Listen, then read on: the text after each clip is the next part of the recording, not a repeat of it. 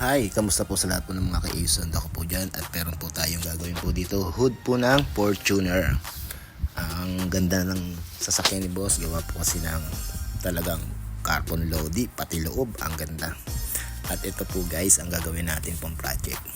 Sa lahat po ng mga gumagawa, lalo na sa paint, alam naman po natin, pagdating po sa retouching, ang hirap na.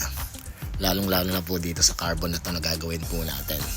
Base sa makikita nyo mga guys, sobrang dami po niyan, mga bukol-bukol na maliliit. Yung design po ng cloth na guhit-guhit, ganun po kadami po yung mga nag-react na po dito.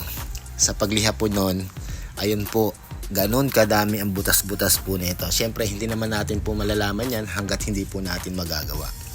At yung mga nag-fade na po na kulay puti, ayun po ang medyo mahirap kasi pag nagliha po tayo doon at talaga naman na sobrahan po yung pagliliha natin, talagang masisira po yung design kasi cloth na po yun, yung makikita nyo puti na po yun kasi wala na po siyang resin, wala na rin po siyang top coat.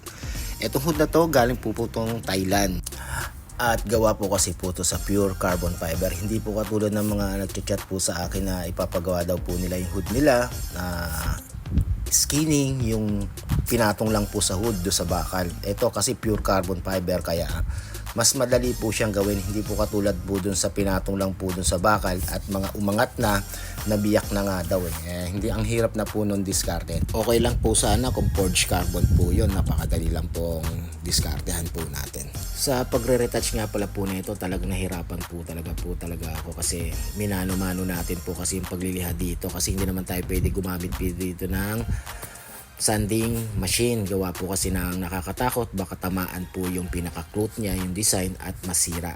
Kaya minano-mano ko na po. At ito na po yung finish ng ating project.